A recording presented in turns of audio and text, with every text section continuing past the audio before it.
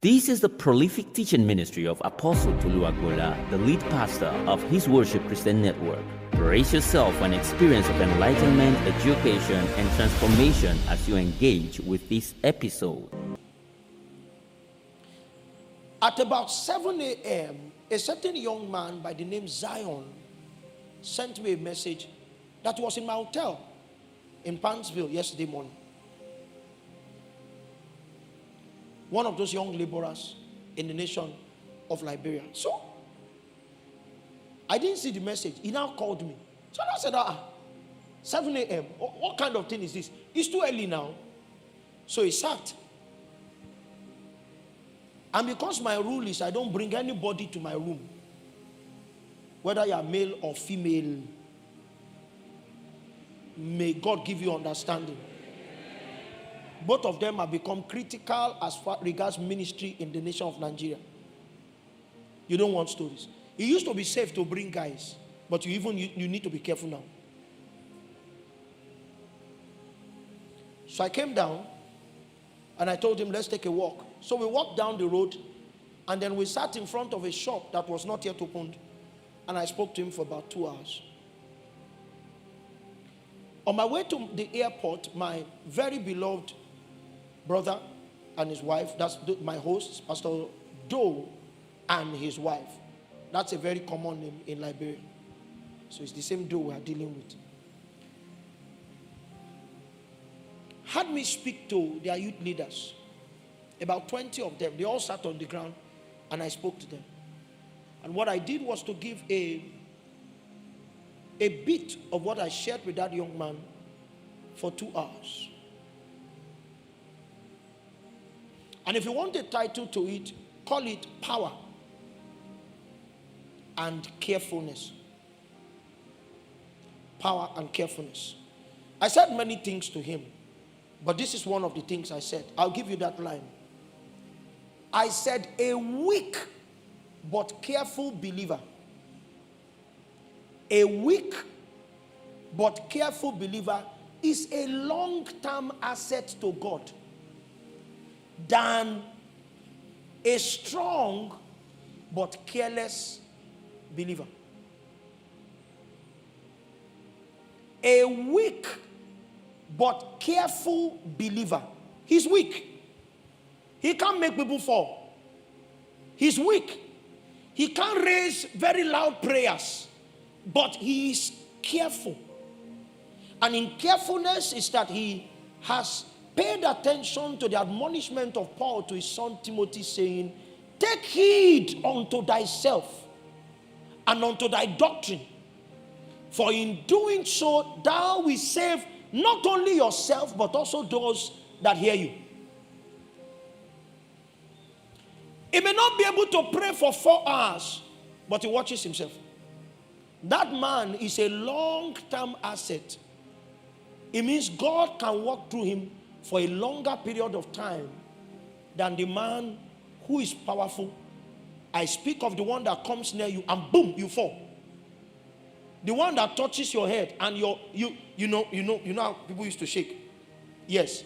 And then you begin to shake. That one, if he's that strong, one who says pray and then everybody begins to pray, that one is a strong man. If he's a careless man, it means the kingdom cannot benefit from him for long. It's a short-term asset.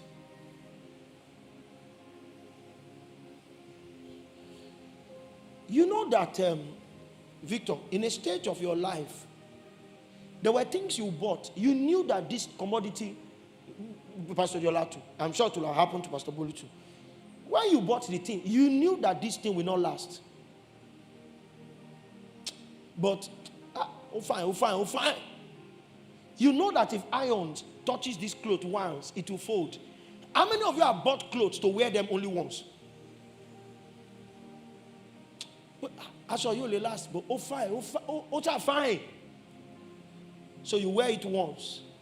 Even ladies, these slippers you want to buy, 2 of us know that it has no future.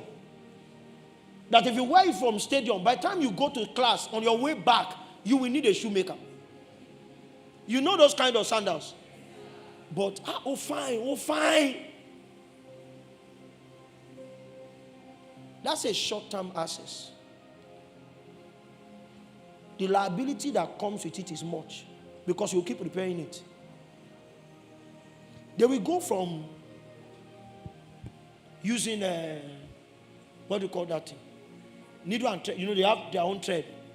After a while, the shoe will become too weak.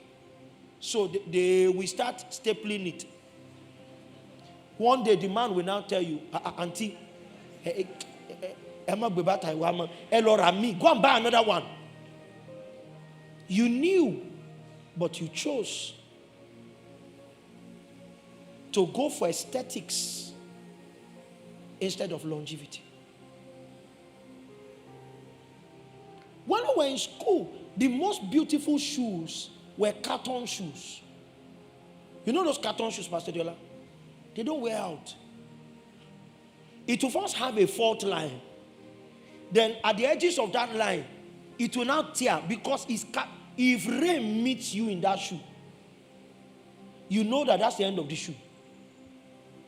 Because it's carton. Polish does not work on it because it has no capacity of one things to even soak polish. If you polish it as a black shoe and you mistakenly wear a white trouser, your white trouser is marked for life with polish. But some of us still bought it. Why? Because those shoes, Pastor Dola, the first day you wear it, everybody will say, Kai. They were the first guys who used to make those ankle shoes. If you could not afford a foreign Sanchos, our brothers on the other side of the Niger, they had their own brands. Their sole was like stone, very heavy. When you step on tile, you hear ko, but you have only 3 weeks.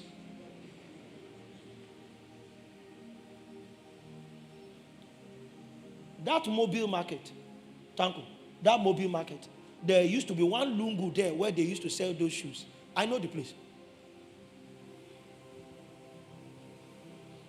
We only buy it when we have invitations to minister. So you wear it, man of God. You cannot wear that shoe 3 times. Some believers are like that. They have no plans to do this thing for long. And when you make friends, I was telling them when I was teaching wisdom there, I said,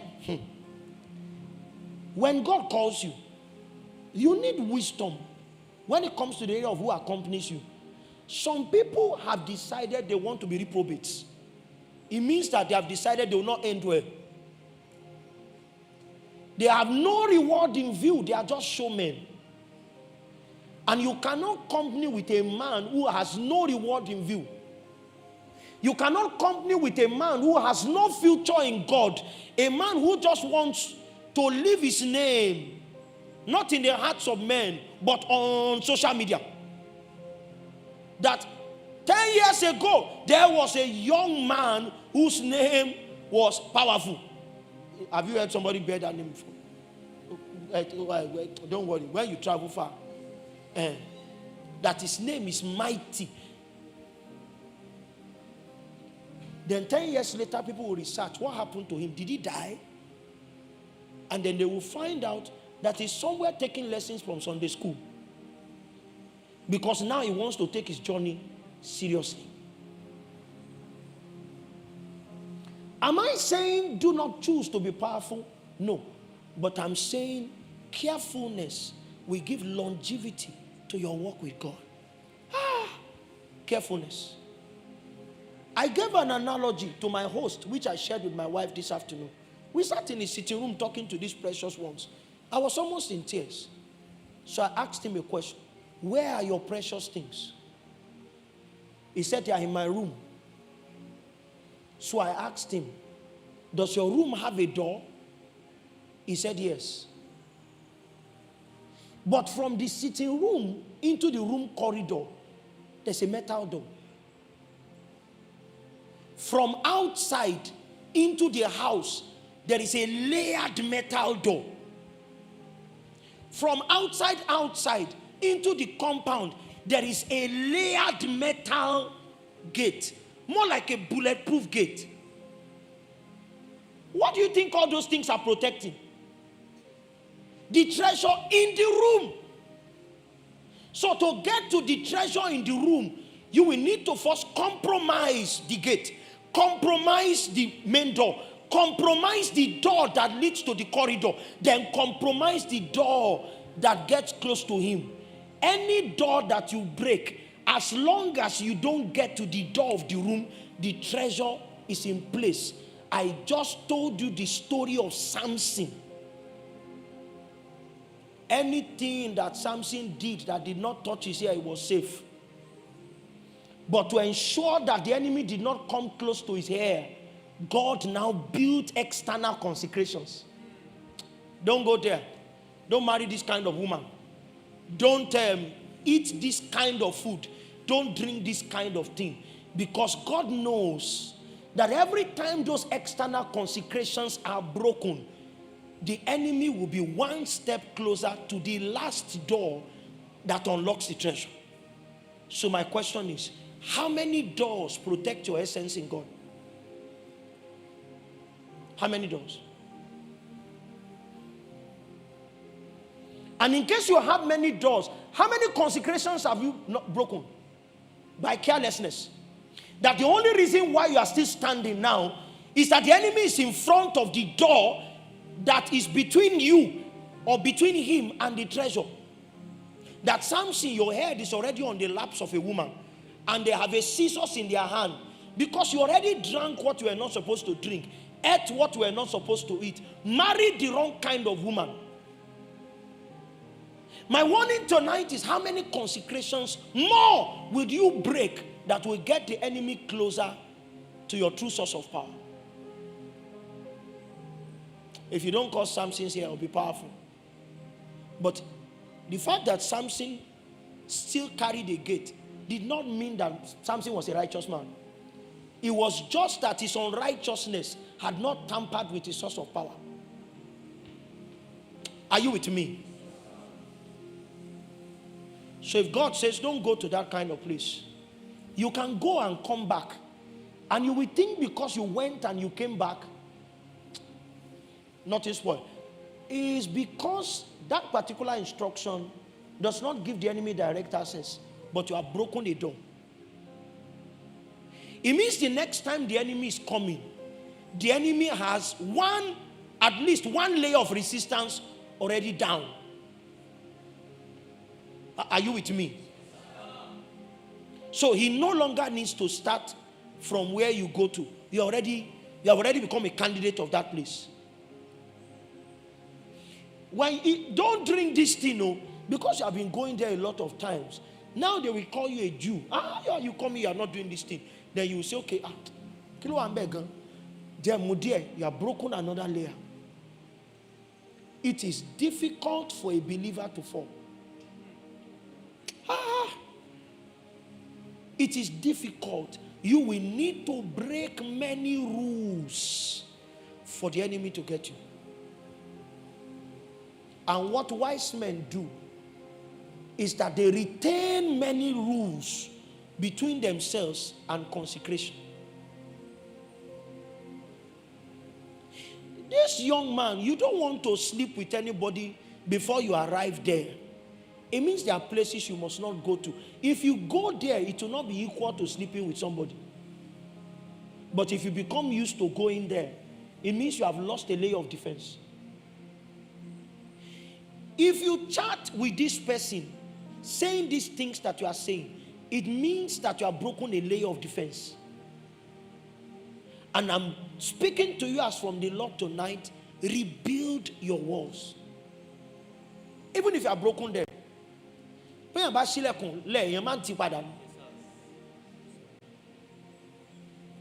Recover your consecrations if you want to be useful to God over time. Some of you are 20 and you think that this is your best life. Would you still be this vibrant at 30? This is the secret to be vibrant even till you are 90. Build your walls. Can you help me preach to your neighbor? Oh, preach, preach, preach. Build your walls. Every time you come into the consciousness of your vulnerability, what you do is to build your walls. You see, Pastor Diola, it's not every time you can instantly deal with a weakness. What wise men do is that when they find weaknesses, they put walls in front of the weakness. So I'm praying, oh God, this thing that used to attract me to girls, cancel it, cancel it, cancel it. Most of those prayers have been proven not to be answerable in one prayer. So if you have a strange attraction for girls, you see, on your knees you can sin. What you do is, while you wait for God to come to solve it, throw a wall there. There are some things you will not do. Lord, help me not to do this thing. It means I will not go visiting a sister. It's simple. It's a simple law. We are doing birthday. Say, okay, I will send what I have. But a meal king long kill bini. I'm being very explicit because I want you to be around for long. I do not go to greet sisters. Oh, but we are brothers and sisters. Yes, all things are lawful for me, but not all things are expedient. Me, I cannot manage that. Boom, a wall. And let everybody know. And you will not break it for any reason. When I was doing, I'll close that now. When I was doing my registration in FUT Milan, there was a lady that stood before me. So, you know, people used to, that time was not online, so you'd be just doing all those things. So, the lady was standing on my leg, and I don't know what kind of leg that she had, that she did not know that she was standing on a human being. So, come, Pastor. I now said, sis, and then she screamed, ah! I now said, why? Say, my mommy said that no brother to touch me. It's okay, you are those kind of people. So we all laughed at her. What the mom told her is, if a guy touches your body, what will happen to you? Sit down, Pastor. Have you seen somebody who got pregnant by touching before?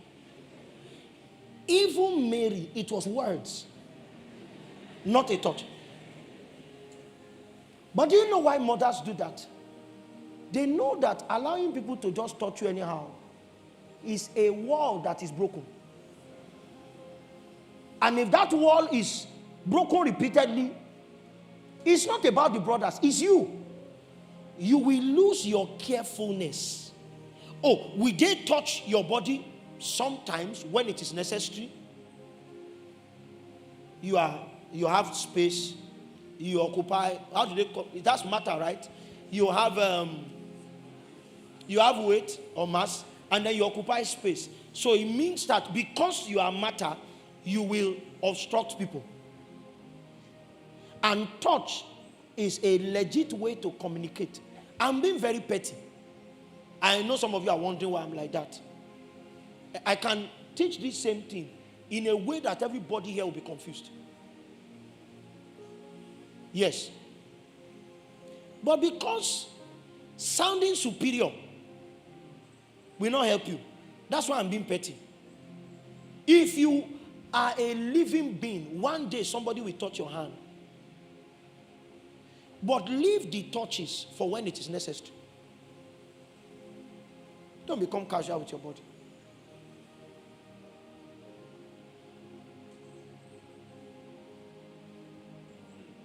Don't become casual. It's a treasure. Unfortunately, the treasure is directly exposed to adversity. So you must build walls, have rules. A spiritual man is righteously strict to himself. You know, a lot of you have, and if you like, block me, block me. I will still pick you by word of knowledge. I see ladies, sir, at, maybe I'm just scrolling, and I found out that your status at 11:30 in the middle of the night is anybody available for video call? Are you nuts? Anybody available for video call? Anybody available for chat?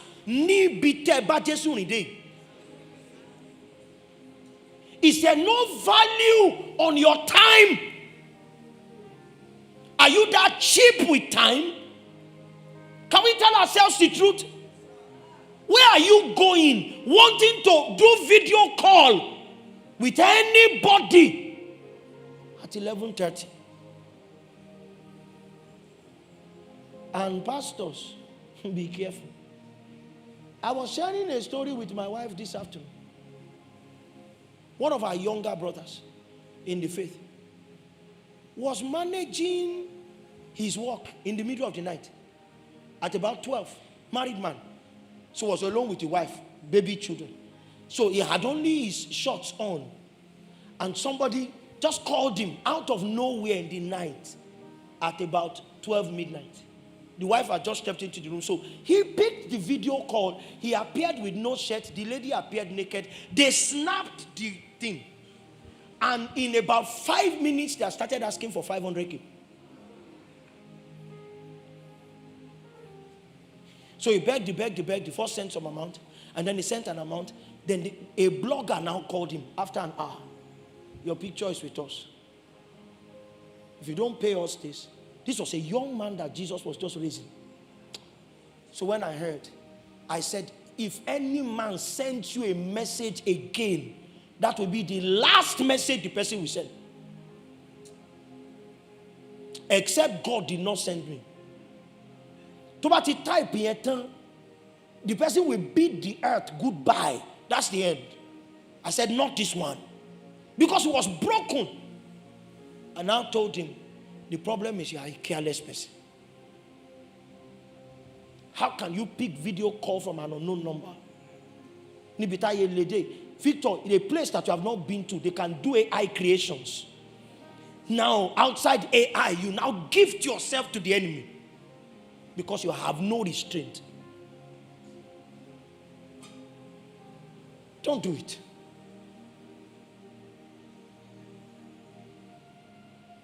I'm a brother. I told them, don't you request be far. You to have sense. You are going far. If I can far. Okay, he's clapping, you are clapping. Don't worry. You know what Ifa is? What is it? If a man finds saying you, he pulls you. It's a free video call. You are definitely not a serious person. And your claims to embracing destiny is a lie. According to my Bible, my last words on this subject, one of the signs that you have hope in any direction is that you purify yourself. You cut off excesses if you have expectation. Recklessness is proof that you are not going anywhere.